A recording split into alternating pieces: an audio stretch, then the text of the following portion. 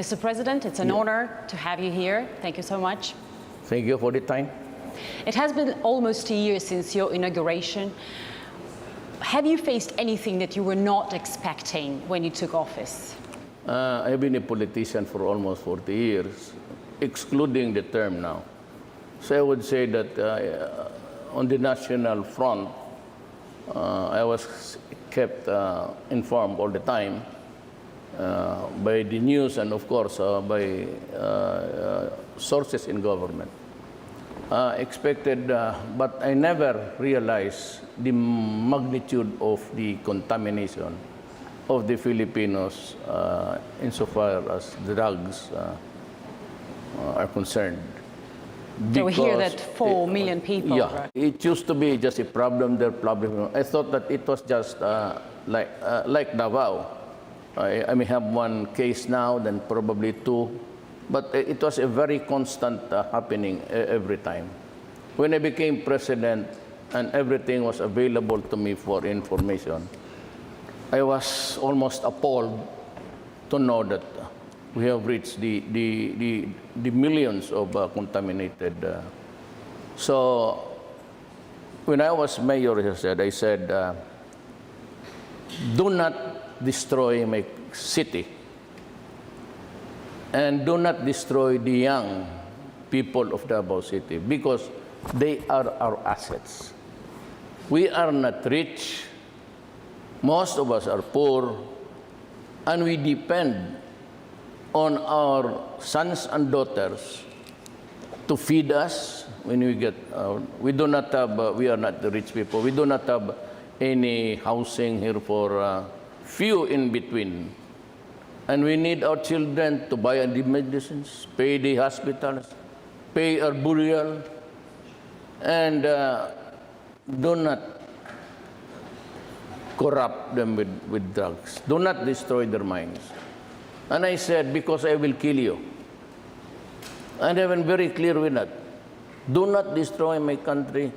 Do not destroy our young people. Because if you do that, I will kill you. There are so many criminals walking around. Stop it, and I said.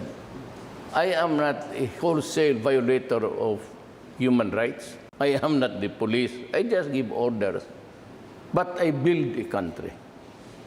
But anything that would destroy my country is totally unacceptable to me. My orders were very clear. Go out and hunt for them, the drug lords. Arrest them if it's still possible. But if they are confronted with the violence that would place your life, the policeman or the security officer in danger, so be it, kill them. Because in the past, that was what really prevented policemen and the military from doing it. Why? Because they were so afraid of this human rights thing, which is a new phenomenon. It's actually the human rights in the guise of human rights. Countries like EU and America are interfering into the affairs of other nations in the guise of human rights. The bitter irony is that while trying to protect civilians, to protect the youth, you sometimes, and you admitted that in one of your interviews, that innocent civilians could have become victims. Do you think it is a fair price to pay? Just like in the Americans, when they drop a bomb there, so powerful that it also kills others. But you are not America. Do you feel sorry for?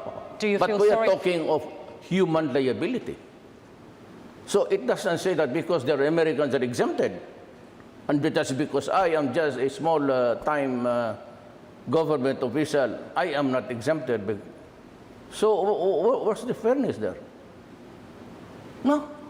When they drop bombs, they kill so many villages, and there's not even a whimper. America invaded Iraq. What was the excuse? That there were weapons of mass destruction. And yet when they invaded Iraq, so many people were killed. So where is justice now? So I think it's really hard to avoid civilian... Meaning to say, justice has to be equal. It cannot be a justice for one and justice for another set of standards for two. It has to be equal. Is that the reason why you turn away from America? Yes, because they refused to understand my predicament when they knew that they were also in the same predicament on a larger scale. I never in America, what? Remember Panama? Okay. They invaded Panama, a sovereign state, okay, in Central America. So what was the purpose there? They went inside, seized the country, arrested the president, brought him outside the country, placed him in a detention cell in New York. He faced a trial federal court and is convicted. What happened to the invasion?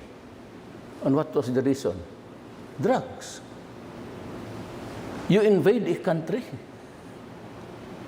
Me, I am just fighting the criminals in my country. I never invaded a country. You have to look at it this way. There is so much incongruity in the principles that are being followed by nations. The powerful ones, they can invent there's a weapon of mass destruction. Oh, we can invade your country. Me, I never touch anybody. I do not even go to the United States. And then they criticize me for the criminals that I have killed. Your relations with the previous U.S. administration were far from perfect. Will you give Trump's administration a chance? I think that Trump is very good. He's a regular guy. He's pragmatic, very practical.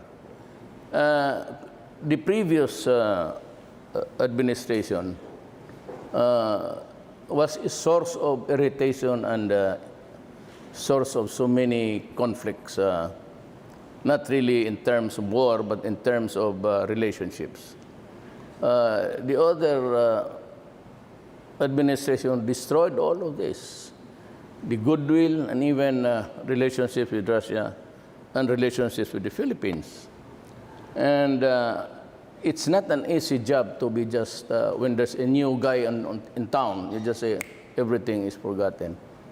They have the Congress that is not in full accord with the U.S. president. And as it is, they're still fighting right now, threatening even to impeach President Trump. America is a hard act to follow. Sometimes you are in good terms. For example, Trump, he says that he agrees with me. And he thinks that I'm doing it the right way. And even he, about 2 weeks ago, announced that he's going to get tough against the drug lords and everybody who is into drugs. You could almost find the similar words between my mouth and Trump's mouth. But you know, those things that we ordered and those things that we expect to be delivered is being hampered because it is equally, the powers of the president is subject also to the checks and balances of Congress. And sometimes he is paralyzed. He himself now even finds himself maybe not really big trouble, but in trouble. I have nothing against America. We're perfectly all right. Trump is my friend. But my foreign policy has shifted from what of that pro-Western. I now have this working alliance with China, and I hope to establish a good working relations with Russia. Why? Because Western world, EU and everything, they have this double talk. Do you think your society will support this idea? Because there are intensive ties within the society with America historically. Do you think you will have support of the people? If there is anything to gripe for, it is me griping for. Why did you invade my country 50 years ago? Sat on this land and live off with the fat of the land. And you expect me to be happy? You are so angry. I can feel it. Yeah. You treat me as if I am your colony still? Huh, you must be kidding. Why would I allow it? Why would I allow you to treat me as if I am your representative here as a colonial governor? We are an independent country. We will survive. We will endure. We can go hungry. But this time, I want my country treated with dignity. So you once said that you don't want America in your country. So you were serious. Yes, I said no. I said American troops. That one day during my term, if I survive the CIA, oh no. If I survive the CIA, I have stayed 5 years. You talk a lot about assassination. Do you really expect that to happen? They do it. Does it surprise you? Are you worried? They can Are you afraid of your life? They can even pluck a president out of his country and force him to face trial in another country. What should happen so that it improves? Are you waiting for an apology? Let's say, will it work? No, that's not. I don't want that thing to happen. So what may help? It's enough that I respect Trump. He's a friend, and he is welcome to come here on November.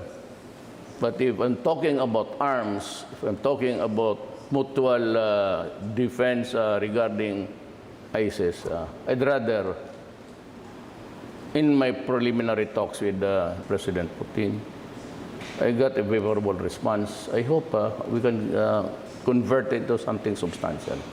Because it is only Russia and China who can be relied with their words. America is double talk. The left hand does not know what the right hand is doing. Because I said the arms are suspended, and the Senate has not really agreed, or they're still debating on it, whether to give us the arms or not. My country is fighting terrorism. How long can I wait? Until such time that we are on bended knees? It might be too late.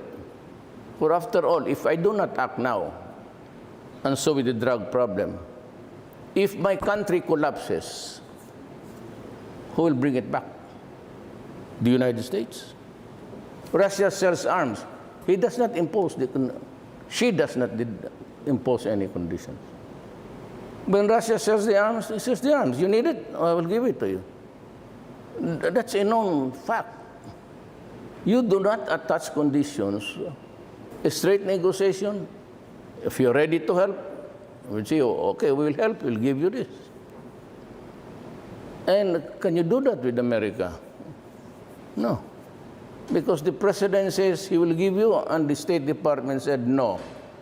And then his congressman said, no, he's a human rights violator, so we keep a distance. And then, if that is the case, so be it. I will not hanker for it on bended knees. I will not ask for mercy for that alone.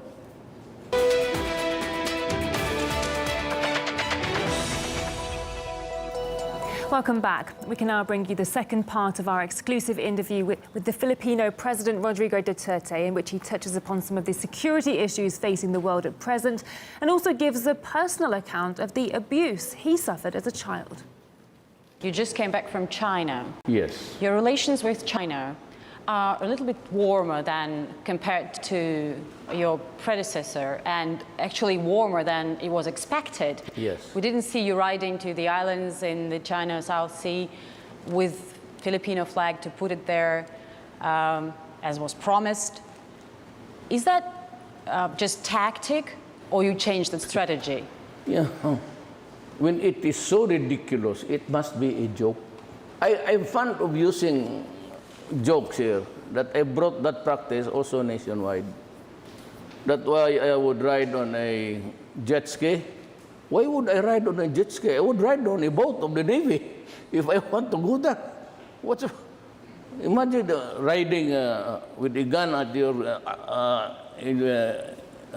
pinned under your armpit, and you ride a motor there. But you didn't go there on a boat either. Instead you went to China. I was about to go there, but China said, "Can you please avoid it at this time because it might give the wrong impression." And every head of state who's claiming that the vast sea there as theirs would also go there. And out of respect of my friendship with China, I said, okay.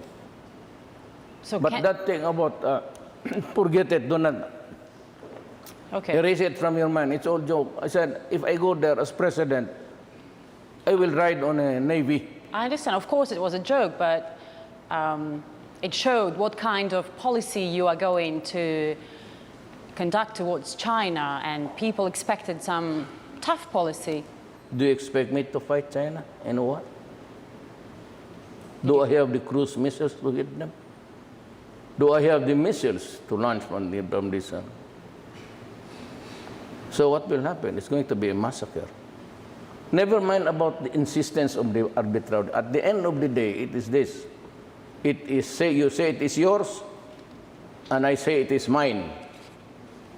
And okay, and he would, the other guy at the bargaining table will say, okay, it is yours. And so, what now? Do I look stupid? We can talk about it later on, but not now because everybody is grabbing a piece of the property. Maybe when the time comes when everything is quiet and it's conducive to talks. And they said that they mentioned about joint venture but not now. No hard sell now. I realize that, and because sometimes of the high-handedness of America in treating its friends as if we are not friends. So I decided that I will craft an independent foreign policy that would allow me to interact with China and the rest of the world, and in Europe to reach out for new markets. Problem now is events, just like any other places, especially in the Middle East. The radicalism, the extremism has overtaken us. Just like in the Middle East, it used to be a problem of Iraq, and the United States went there to declare war for no reason at all, except the weapons of mass destruction. We were there. Then undermined Libya, and you have this problem now. So, and the usual entreaties of talking about peace has been overtaken by the extremism now prevailing in the world. Same thing here. The ISIS has established a base in my country and down south, and we are fighting terrorism, just like any country. And we need the arms. And suddenly, two senators of the U.S. Congress said that they will not proceed with the exportation of selling the firearms. And I said, no problem. I can always go to China, to Russia, to plead my case. And I said, you would understand, because they are also suffering from terrorism. They are talking of a worldwide problem. Why can't Trump just be open and just to tell his counterpart, President Putin, that, hey, guys, we have the same problem. So what's your strategy there? How could it affect your national security, by the way? Tell me. So what about ISIS? Do you think ISIS militants here in the Philippines, they're homegrown or they were kind of imported?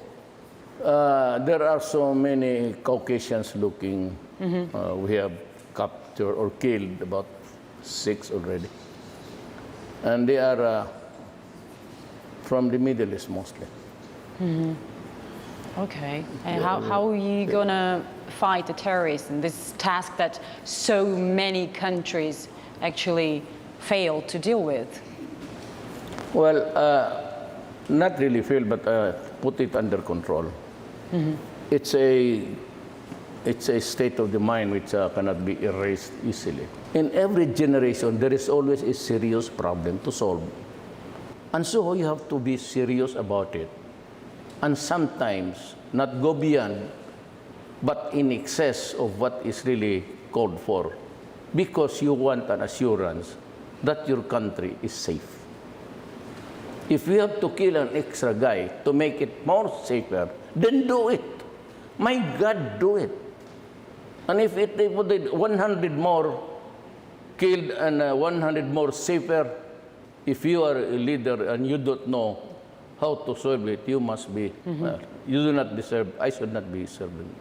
Maybe what I can really say is that I do not need the presidency at this time of my life. I'm 72 years old. As president, I have to preserve and defend the Filipino nation. And I will exactly do it, whatever be the price, whatever be the cost. It's my solemn duty to see to it that my country is really what it should be, a peaceful and comfortable place to live in. Can I ask you a personal question? Yes. 2 years ago, you shocked the media, revealing that you had been molested by a priest when you were 14 or 15 years old. And then later you even identified that priest. Yes. He was an American national. Correct. Not only I, the whole class. 2 generations up and 2 generations down. All of us. You were 70 years old at that time. Why would you make that confession like more than 50 years later? The abuses of the priests are being filmed everywhere. There was an Italian underground film, and I am sure you saw that, a priest running naked over there. And they don't really bother to investigate. There is no condemnation, nothing. The shoulder of the priest and the religious people doing the shenanigans, well, it is as if it's just a part of the show of the night. Is it liberality? Is it because you do not want to condemn your own countrymen? Or is it because the victims were just natives? Never mind about them. We were considered natives. So and sometimes pictured as apes. Was that important for you that he was an American? Oh, I don't know. I brought it for the first time. Yeah, because I called all the bishops stupid. And they are really stupid, you know that? Because there is a book here which also exposes their shenanigans, and it's called Altar of Secrets. And may I have a copy? I'll give you one. Okay. It was wrote by a narrator of the Bishops' Conference.